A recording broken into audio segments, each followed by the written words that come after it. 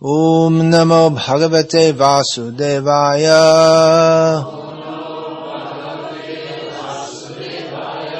Om Namo Bhagavate Vasudevaya. Om Namo Bhagavate Vasudevaya. Bhagavad-gita as it is, translation and commentary by His Divine Grace, A.C. Bhaktivedanta Swami Prabhupada, Chapter 7, Text 13. Tribhir gunamayir bhavair ebhi sarvamidang jagat mohitang na bhijanati mamebhyah paramavyayam. Lord Krishna says, deluded by the three modes, goodness, passion, and ignorance, the whole world does not know me who am above the modes and inexhaustible. Purport, the whole world is enchanted by three modes of material nature. Those who are bewildered by these three modes cannot understand that transcendental to the material nature is the Supreme Lord, Krishna. Every living entity under the influence of material nature has a particular type of body and a particular type of psychological and biological activities accordingly. There are four classes of men functioning in the three material modes of nature. Those who are purely in the mode of goodness are called Brahmanas. Those who are purely in the mode of passion are called Kshatriyas. Those who are in the modes of both passion and ignorance are called the Vaishyas. Those who are completely in ignorance are called Shudras, and those who are less than that are animals or animal life. However, these designations are not permanent. I may either be a Brahmana, Kshatriya, Vaishya, or whatever. In any case, this life is temporary. But although life is temporary and we do not know what we are going to be in the next life, by the spell of this illusory energy, we consider ourselves in terms of this bodily conception of life. And we thus think that we are American, Indian, Russian, or Brahmana, Hindu, Muslim, etc. And if we become entangled with the modes of material nature, then we forget the Supreme Personality of Godhead, who is behind all these modes. So, Lord Krishna says that living entities deluded by these three modes of nature do not understand that behind the material background is the Supreme Personality of Godhead. There are many different kinds of living entities, human beings, demigods, animals, etc. And each and every one of them is under the influence of material nature, and all of them have forgotten the transcendent personality of Godhead. Those who are in the modes of passion and ignorance, and even those who are in the mode of goodness, cannot go beyond the impersonal Brahman conception of the Absolute Truth. They are bewildered before the Supreme Lord in His personal feature, which possesses all beauty, opulence, knowledge, strength, fame, and renunciation. When even those who are in goodness cannot understand, what hope is there for those in passion and ignorance? Krishna consciousness is transcendental to all these three modes of material nature, and those who are truly established in Krishna consciousness are actually liberated. Lord Krishna, the Supreme Personality of Godhead, herein states that everyone who does not know Krishna is in illusion. In other words, that everyone pretty much in this world is a fool, which he will directly state, just a few verses up, that namang duskritino mudha, 2 verses up. Namang duskritino mudha prapadyante naradhamaha maya paritagyana asurang bhavamashritaha. Krishna says that persons who do not surrender to me are all sinful. They are in the categories of mudha, ass-like, foolish people, naradhama, the lowest among mankind, maya paritagyana, who are apparently very well educated, cultured, sophisticated, but although they superficially know a lot, they don't really know anything because they don't know Krishna. and those who are just out and out demoniac in rejecting Krishna. So everyone is deluded, Lord Krishna says here, by the three modes of material nature. Thus we find that there are many ideas in the world, many belief systems, dogmas, worldviews, but all are wrong. Only one is right. The one that which is correct is that Krishna is the Supreme Personality of Godhead, and everything is subordinate to Him, everyone is subordinate to Him. All living beings are His eternal parts and parcels, and His servants. Now, many people that think that their worldview is correct, pretty much everyone does. One cannot operate as a human being, one cannot live as a human being without having some kind of worldview, even if it's not articulated or thought out as a philosophy. Not everyone's a philosopher, but in one sense everyone is, because everyone has some reason for doing what they're doing, even if they don't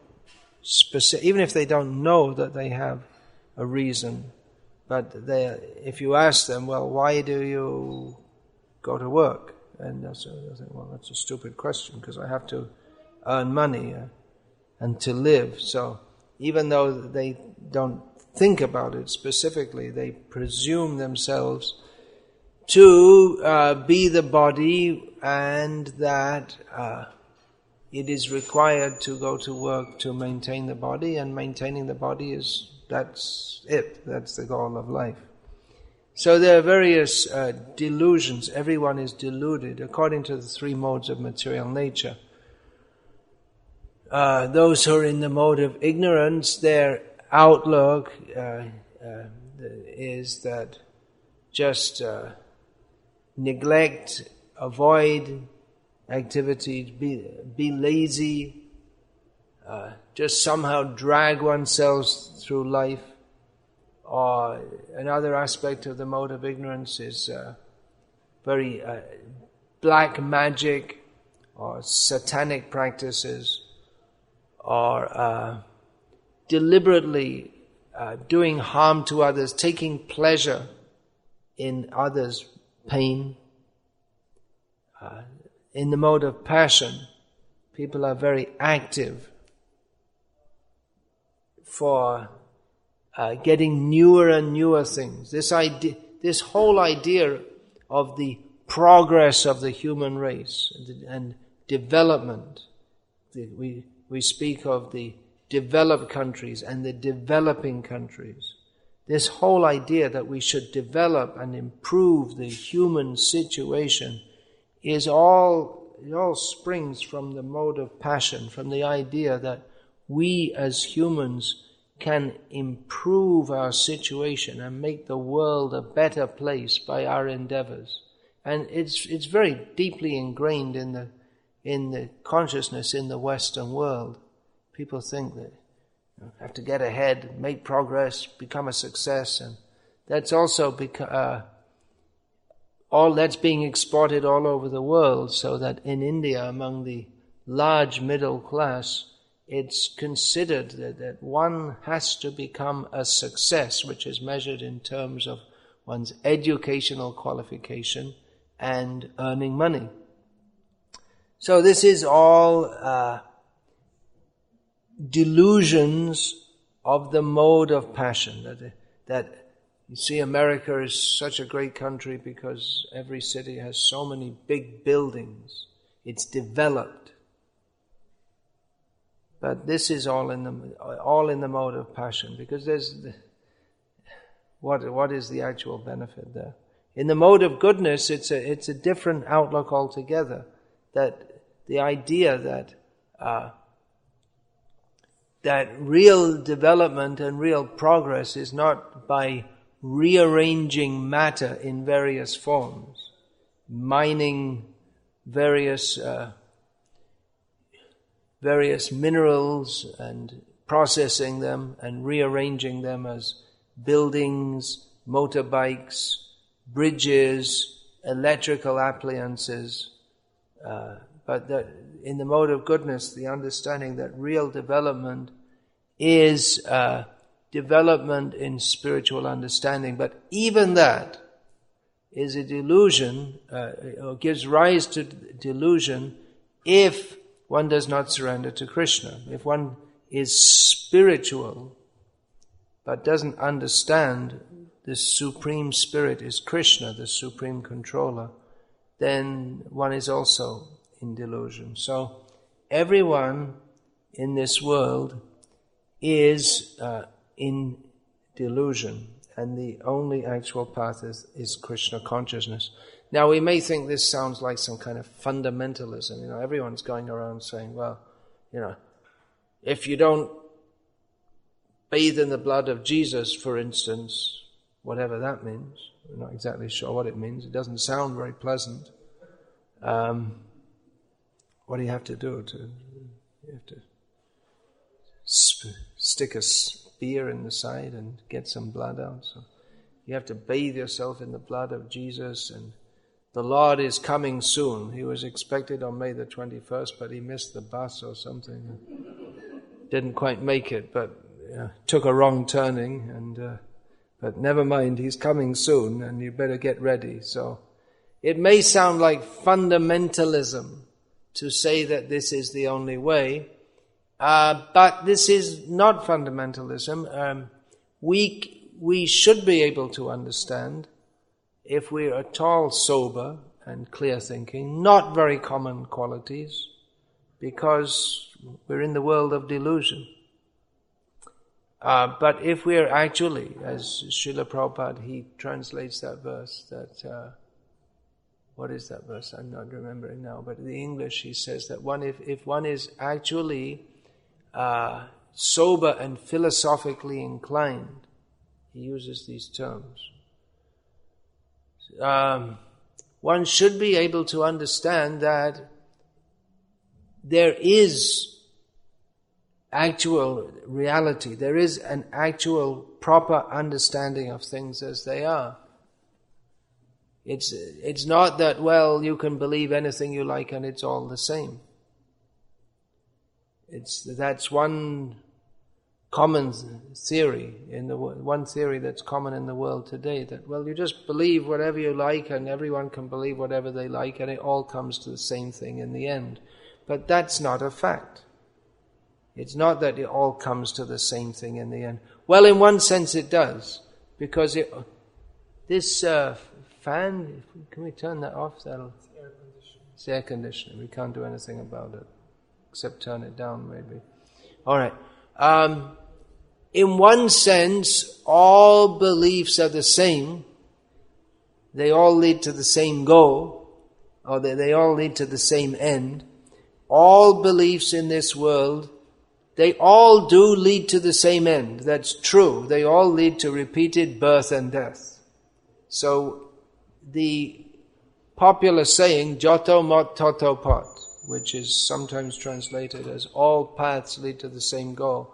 In one sense, that's true. In the sense that if we don't know what the real path is, then we simply, all paths will simply lead us to repeated birth in this world, as Krishna will state in the 9th chapter, Ashadadhana Purusha Dharmasyasya Parantapa Aprapya Mang Nivartante Mrityu Samsara Vartmani. That if one does not have faith in, or one does not develop understanding of the actual path or the proper path, then whatever path one accepts will not lead one to Krishna, who is the actual ultimate reality, but one will simply traverse the path of repeated birth and death. So it's a philosophical cop-out for lazy people who don't really want to think about things too much, that to think that all the paths are the same and it's all relative and there's no one actual path. There's no any ultimate reality. It's also a philosophical cop-out to accept a fundamentalist outlook, and without any reason or understanding, just to say that, yes, this is it, that Jesus is the only way, or Islam is the only way, or whatever. Without, you just have to believe it, without any particular intelligent basis. Just say, well, we believe it because it's in the Bible. Well, why do you believe it because it's in the Bible? Why? Why should you believe something because it's in the Bible? Why not in the Quran? Or someone may say, well, I believe it because it's in the Bible, and we just have to accept it. But then someone else will come along and also say, I believe that it's because it's in the Bible, but have a very different outlook altogether. Or someone will say, I believe in the what is that? The Church of Latter-day Saints, the Book of Mormon. But why? Why should you believe in this or that? And then they just have to come to say, well, Jesus spoke to me within my heart. And it's simply on the platform of blind faith. And in these supposedly religious paths, that blind faith is considered a virtue, but it can't help one to come to, the blind faith is considered a virtue. You should just believe, but that can't help one to actually ascertain what is the nature of reality. How would you know? I mean, if you want to know, if you're actually serious to know what is actual reality and what is delusion, and someone comes along and says, well, you have to blindly believe in the Bible according to the way we interpret. I mean, if it's not just one interpretation, there's so many different interpretations. And then someone will say, no, you have to believe in the Quran, and someone will say you have to believe in the Book of Mormon, but just blindly. But there's a difference here in Bhagavad-gita, in which Krishna presents a philosophical understanding which appeals to the intelligence. And actually Krishna does address the intelligence of Arjuna, who he speaks Bhagavad-gita to. He doesn't just say, just believe in me, but he presents with all reasoning the science of spiritual knowledge, starting off by explaining that just see Arjuna, you can see young children. Arjuna at that time was an elderly man, still a very powerful warrior, but quite old. So you've seen children, and yourself, you were a child. Then you were a young man, then you were a middle-aged man, now you're somewhat elderly. So the body is always changing, the mind is always changing, but the person stays the same, which indicates that the person is separate from the body, is separate from the mind. The person is different from the material elements which compose the body and the mind. Therefore, it is intelligent to consider that the person is a different kind of entity to the material elements that make up the body. Therefore, it's intelligent to accept that when the body dies, the person doesn't die, because the person was never the body anyway. The person is different from the body. So in this way, Krishna, he presents intelligently, he shows Arjuna, just see what is the misery of this world. Janma mrityu jara vyadhi dukkha. Everyone can see that this material world is miserable. There is birth, death, old age and disease. One should find a solution to these problems. Krishna doesn't present Bhagavad-gita, initially he doesn't present it as a theistic work in the sense that, well, it's just been presented so that you should believe in God. The whole concept of just believing in God is not there. The concept is rather that one should come to the platform of knowledge, in which complete and perfect knowledge is to understand oneself as different from the body, different from matter, and to understand that there is a supreme controller who is also different from this material world. He's not bound by the laws of this material world, and that controller is Krishna.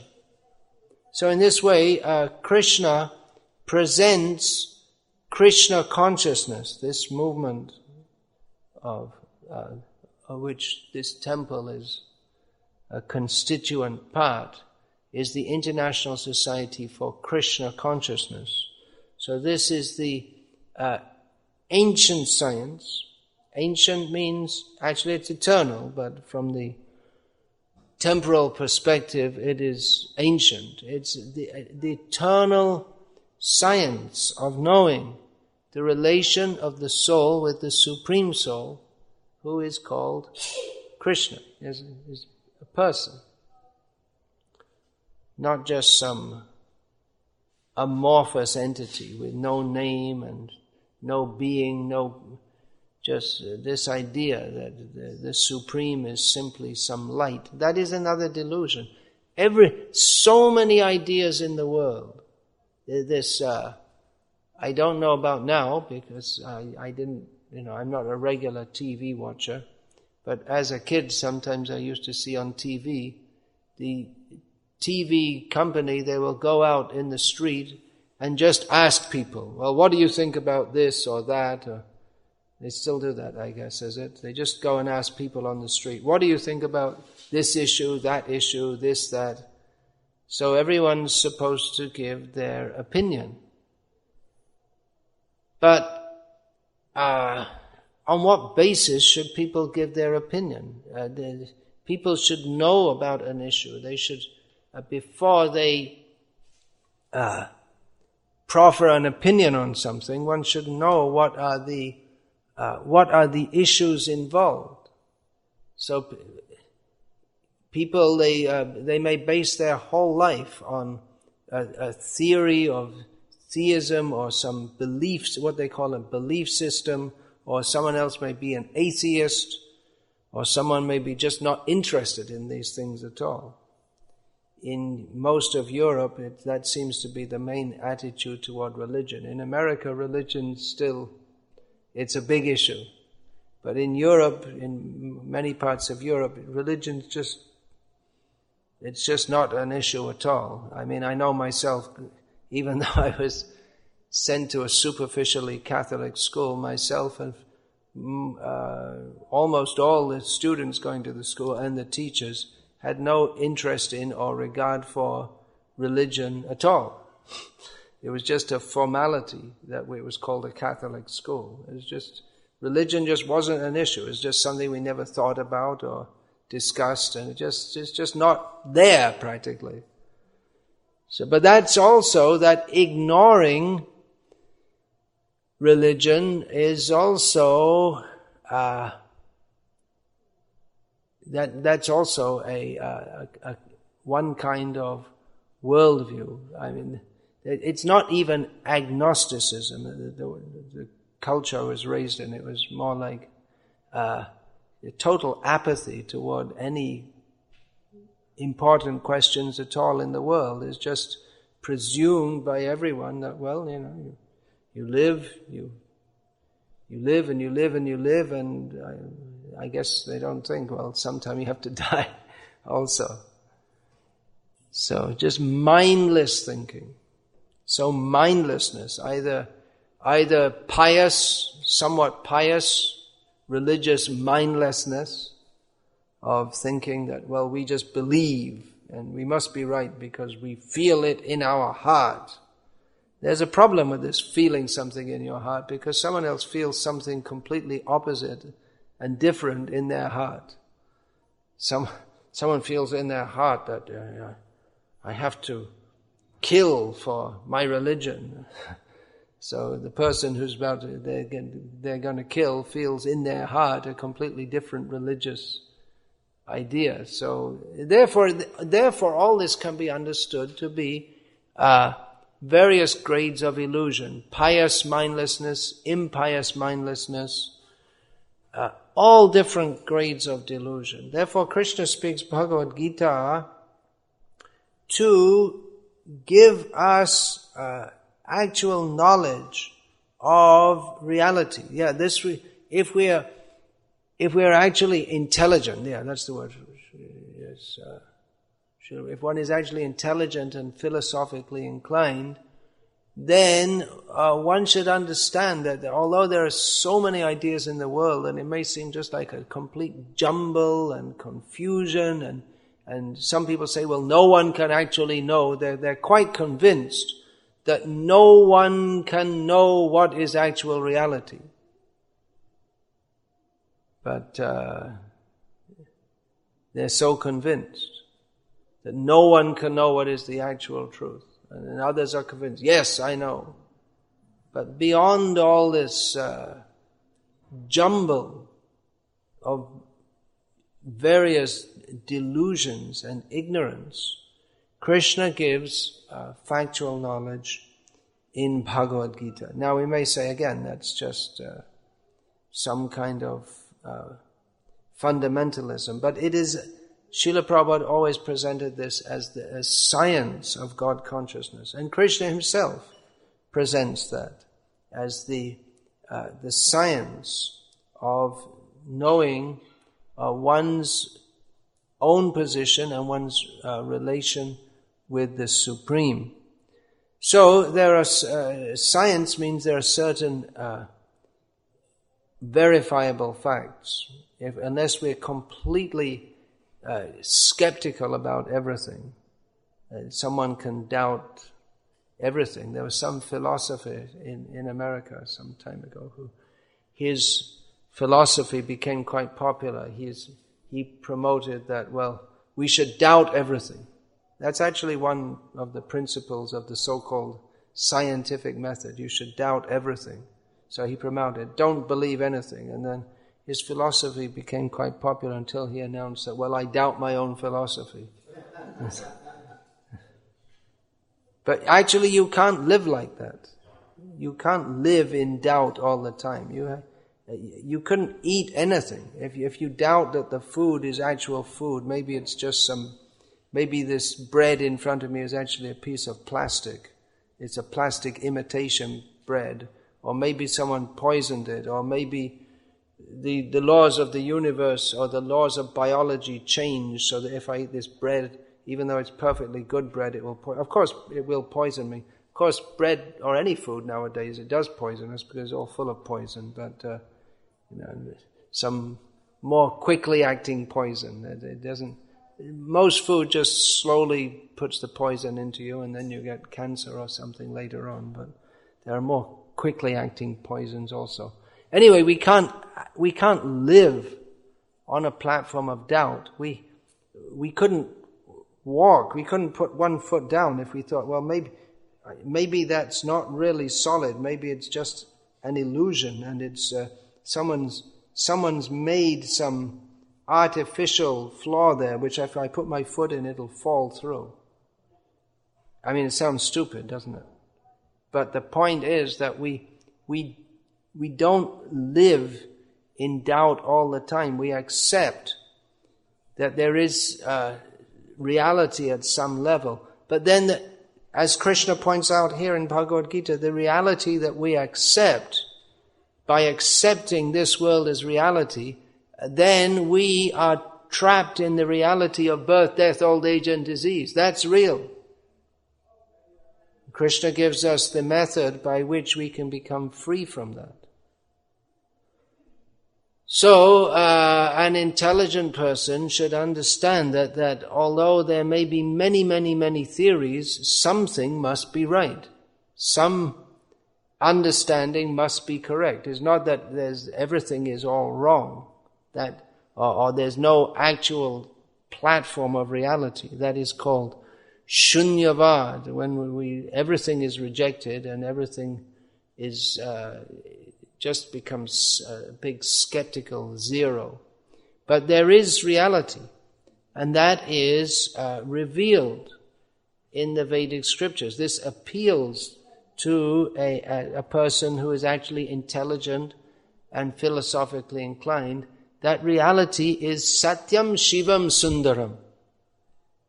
Actual reality is real in all phases. The word that Krishna repeatedly uses to describe himself in Bhagavad-gita, as in this verse which I've read today, is avyayam, which means that he doesn't decline. That which is actually real, it is not subject to destruction in the form of time.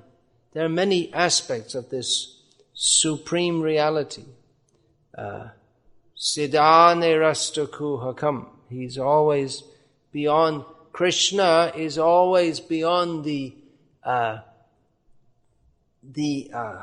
what do we call that? Kshaya, that deteriorating effect of time. Krishna is always beyond that. He's always beyond illusion. He is the ultimate substantive reality on which this whole illusory world is operating in forgetfulness of Him. Everything is related to Krishna. This material world appears to be real, but what appears to be real, it's unreal in the sense that it doesn't last. Just like Srila Prabhupada writes here in the purport, that everyone thinks, I'm an American or I'm an Indian, wave the flag. But what is this America? It's an entity, it's a phenomenon that has been imagined for less than 300 years. Right? The land was here previously. How old is this country? 200 and something years? Right, so it's less than 300 years. So this land was here previously, but no one was going around thinking, America, God bless America. It's the whole idea of America is something that's been dreamed up less than 300 years ago. And it won't last, because everything in this world is subject to change. And even if it does last for, not only is everything subject to change, but even this world itself won't last. This whole planet won't last forever. The whole universe won't last forever. But even if we think America is so great, well, we're not going to stay here. We're not.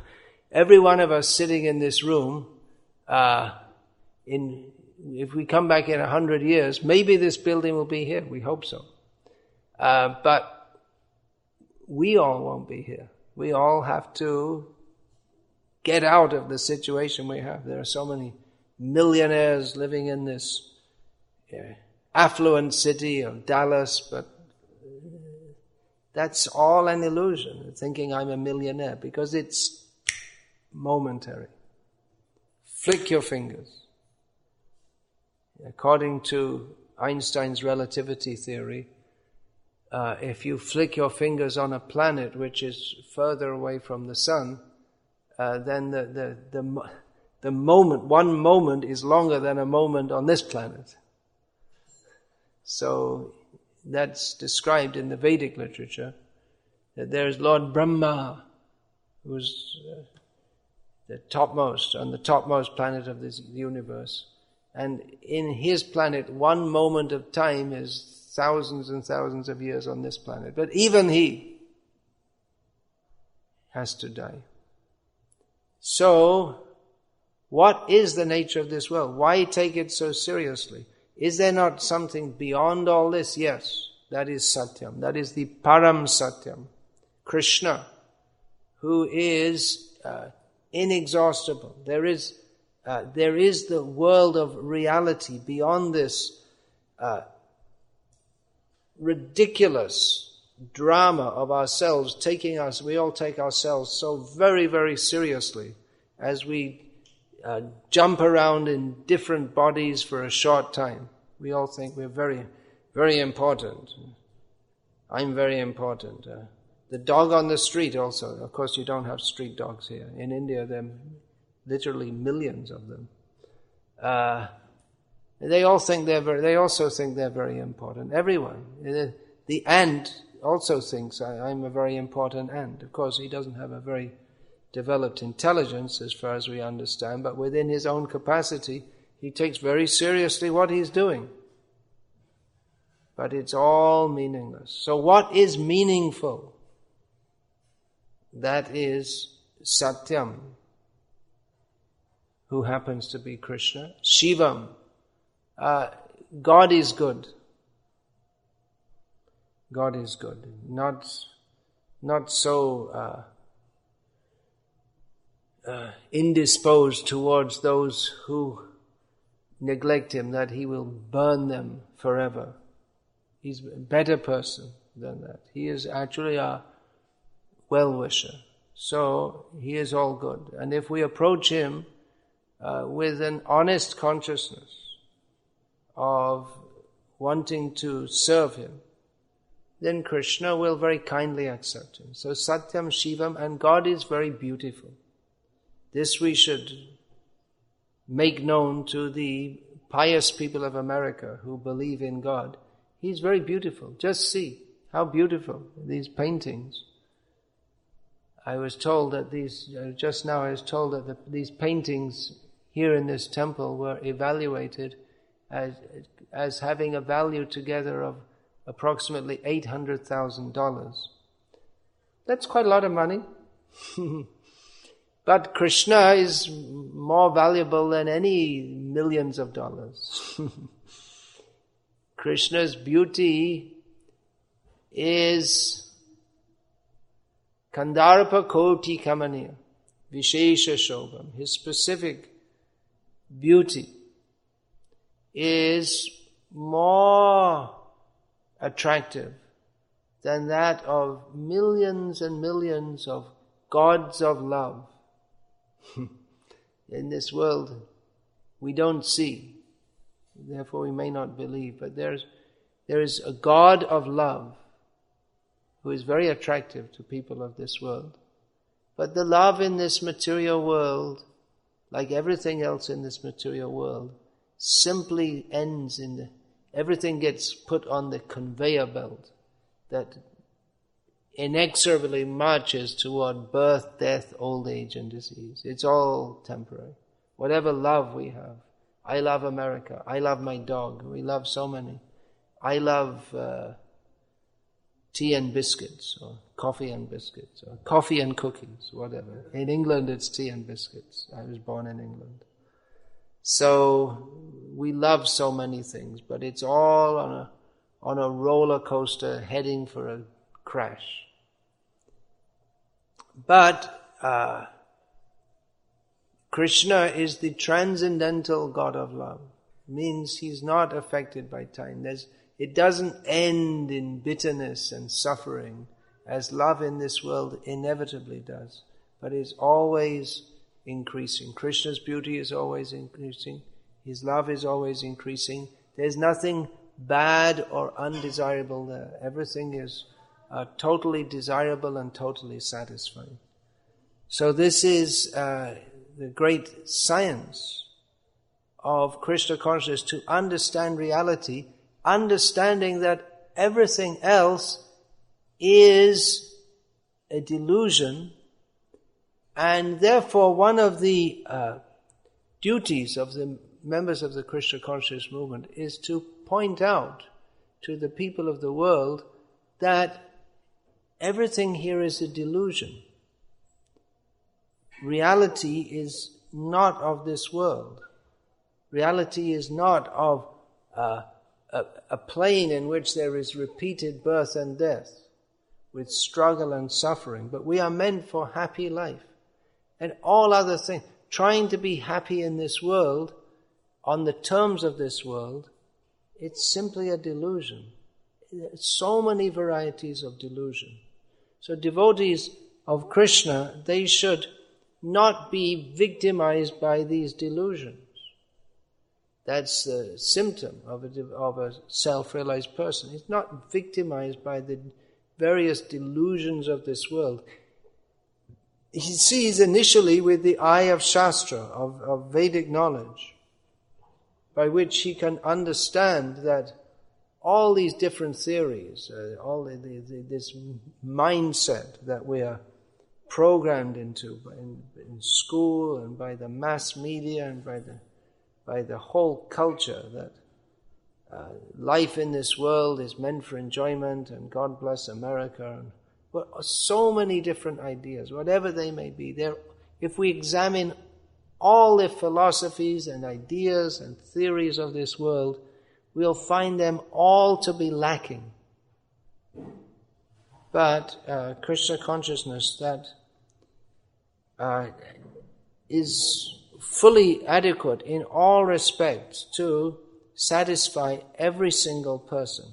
Now we may say, well, this sounds like fundamentalism, but then examine and see that we see Srila Prabhupada, the foremost propagator, or practically the only propagator of Krishna consciousness in the Western world. Later others came, but there's actually no comparison to Srila Prabhupada. He was aggressive in promoting Krishna consciousness. He challenged. Why? Because he wanted others to understand that they're simply living in delusion. So he challenged the wrong ideas. The wrong ideas. For instance, that man or life has arisen from matter. He challenged this wrong idea. He exposed the shallowness of people who say they believe in God, but they don't really know anything about Him. He would say, if you don't know who you speak of God, but you don't know, all right, I know. I'll tell you. Why don't you accept it?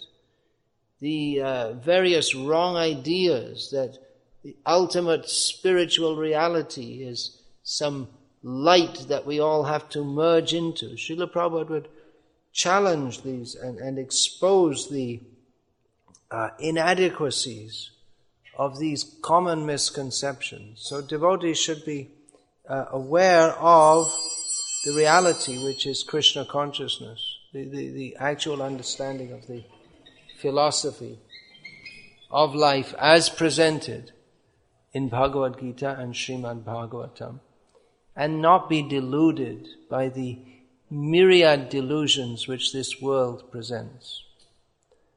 Okay, and much, much more, of course, could be said about all this. But I'll finish there unless anyone has any questions. Yes. Yeah, there's a question there. Yes, in the heavenly planets, given the demigods are under the control of the material world, the three modes of nature, I would like to know what modes in particular are they under? Even ignorance? Are the demigods also under ignorance? Are the demigods under ignorance? Generally it's stated that the demigods are in the mode of goodness. Although there seems to be a strong admixture of the enjoying, to enjoy this material world. But but their enjoyment, it's on a different platform, in as much as they also drink something which is not exactly wine, but they take some kind of intoxication which doesn't have bad side effects. And they enjoy sexual activities, which is certainly in the mode of passion. But overall they're said to be in the mode of goodness because the bad side effects of the mode of passion are not seen there. They'll eat food cooked in ghee. The kind of music they listen to is not in passion or ignorance. So generally that's the demigods are said to be in the mode of passion, although all the modes of nature, everywhere in this world, all the modes of nature are present. So the influence of ignorance will be there also.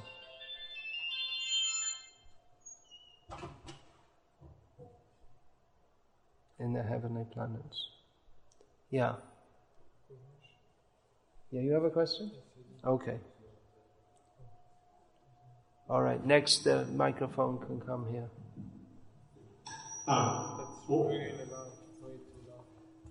Very strong microphone, sorry. See if we can hold it back a little bit here. Very much enjoyed your teaching, sir, especially as it regards the worldviews and the idea that it really is important. It does make a difference what worldview that one holds. It would also seem that following that train of thought, it would be very it's very necessary that we not mischaracterize a particular worldview. So I just want to make sure that I understood you correctly.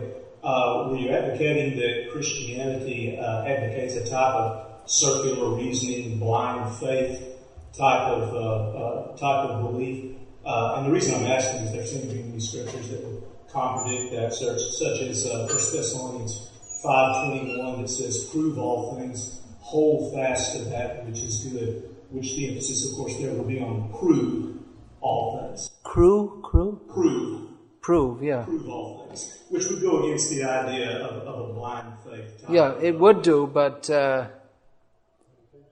unfortunately, much of what we see in all religious systems in the world is that mostly people don't. It's an unexamined faith. Most people do not go very deeply or try to understand very deeply. So this blind faith, which is definitely, at least from what I can observe, in many strands of Christianity, it's just promoted you should believe. So what we want to promote, and we don't even say you just believe this, but look, examine and see.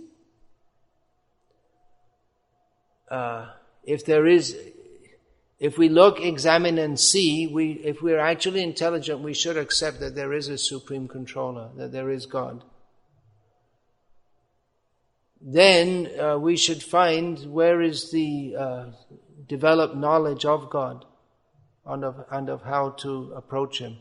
If we intelligently accept that there is a supreme controller, then it's also intelligent to accept that the very fact that we have intelligence and the proclivity to try to understand God or to approach God suggests that He also has a means to communicate with us. So that means is in the form of various scriptures which are revealed in various times and places and circumstances in the world, and persons who present those scriptures. But there may be different levels of understanding also. So let us examine and see. Blind faith is not good.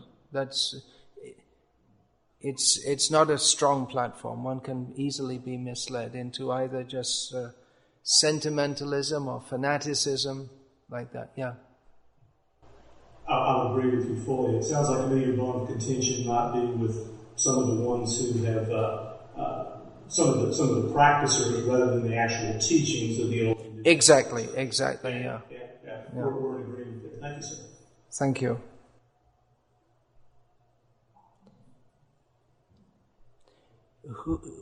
Was that Freud said religion is a crutch?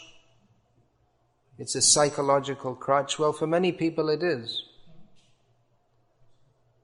But here in Bhagavad-gita, Krishna exhorts Arjuna to understand. He repeatedly asks him, have you understood? Have you understood? Yeah. Guru Maharaj, so it seems that our position, the position of every living entity when trying to move forward towards knowledge, starts from the empirical platform.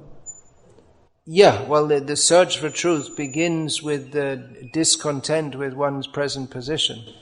And even when it comes to, okay, we have... Excuse me. There may be various levels, just like in the Vedic culture, there are people who, without examining their existential position. They, as Krishna says here in Bhagavad-gita, the Veda Vada Rata, they simply follow some religious rituals without really thinking about it. So the platform of spiritual inquiry begins atato brahma jignasa, when one inquires what is the actual nature of spiritual reality. One may be following religious rituals within the Vedic system, but one is simply religious. One hasn't really thought. When one starts to see the nature of the temporality and the suffering of this world, then he's a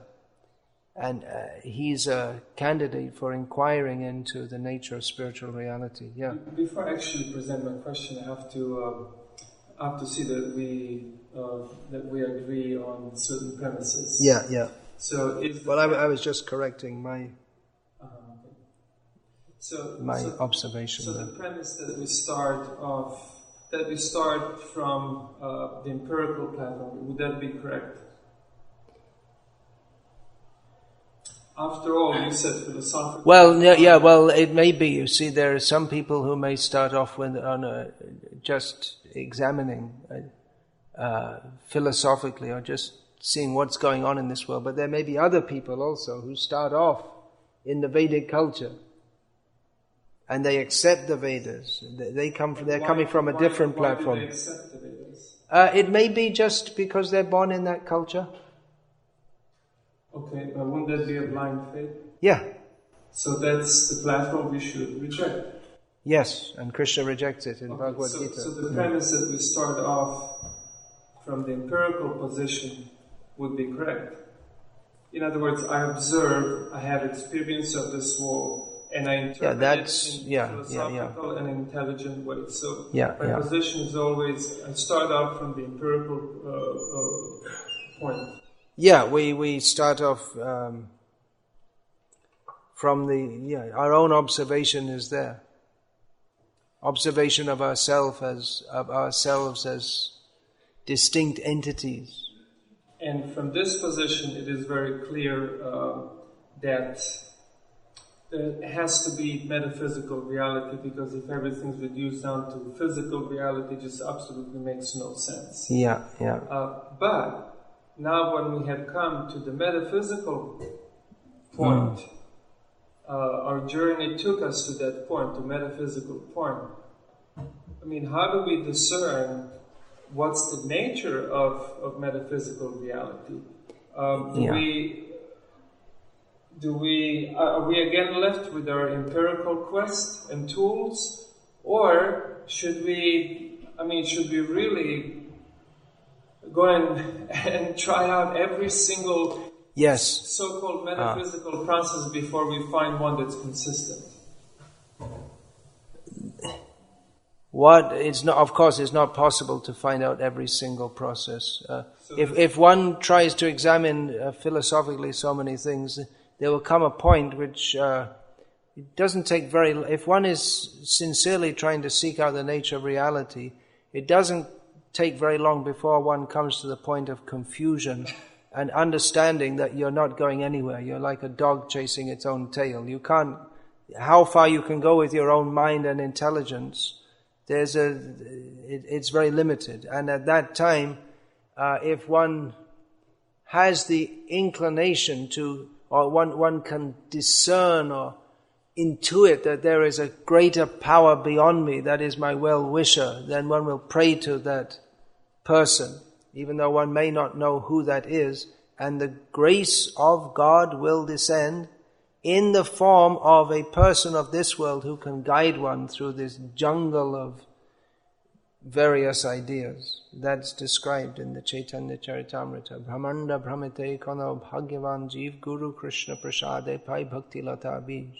That one receives a guide on the path who one can intimately trust by perceiving his character, and that what he teaches actually helps one to progress.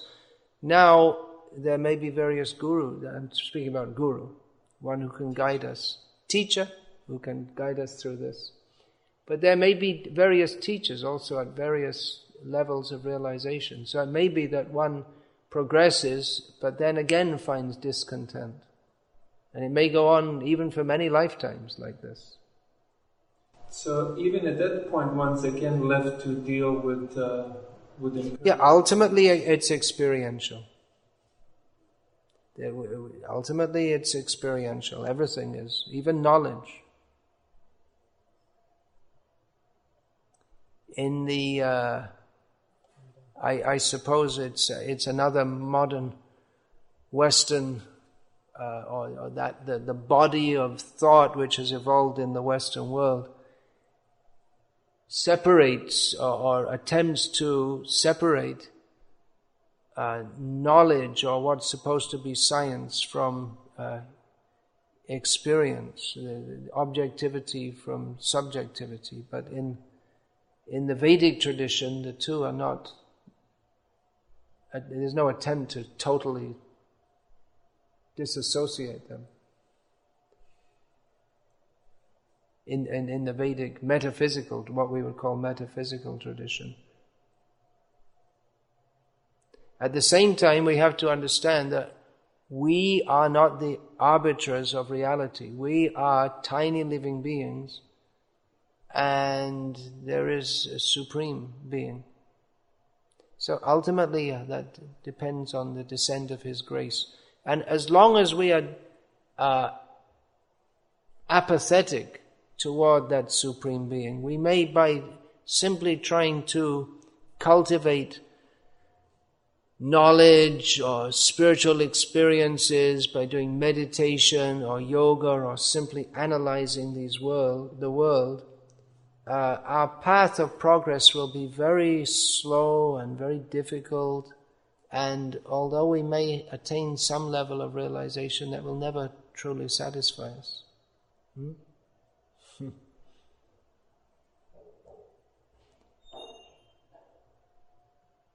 That verse is there, what is that? Klesho dhikataraste sham avyakta sakta chetasam.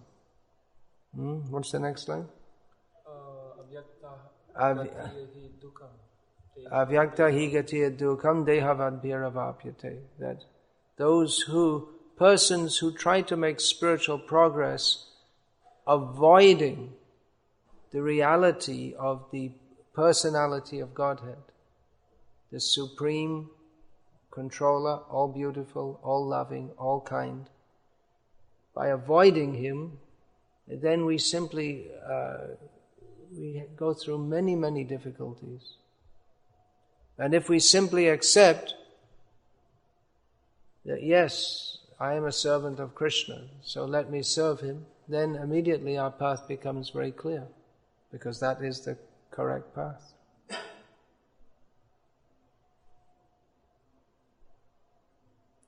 So, anything else?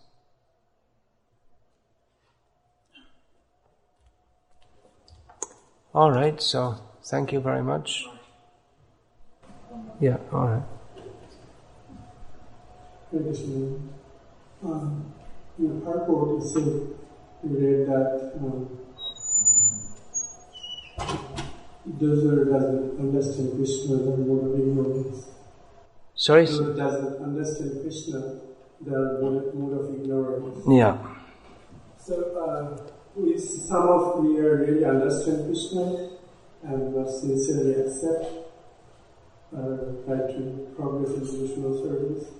What is our situation? Our situation is, as much as we accept Krishna, we are freed from illusion. As much as we don't accept Krishna, we're influenced by illusion, which is we say three modes of material nature, but all are on the basis of ignorance. So the mode of ignorance is the basis in this material world. Therefore, in the next verse, Krishna says, the very important verse, Daivihi esha gunamayi mama maya durate yamameva ye prapadyante maya metam tarantite. This whole world is the world of illusion. So it's very difficult for us to get free from that. Just like if you're in the ocean, it's everywhere.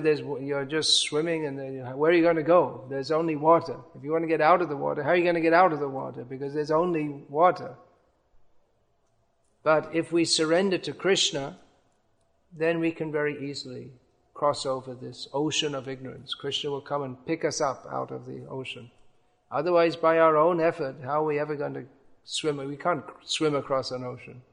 So like that, we're tiny living beings in a vast ocean of ignorance. But Krishna can lift us out. By our own effort, it's very difficult. Effort is required. We have to show Krishna that we're serious. But ultimately, we're dependent on Krishna's mercy. Hare Krishna. So thank you all for coming. Hare Krishna. Yes, thank you. Yes, we should be inquisitive. This is the human life without this, without the quest to understand God.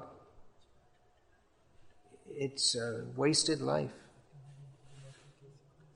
Even ritual, formal religion,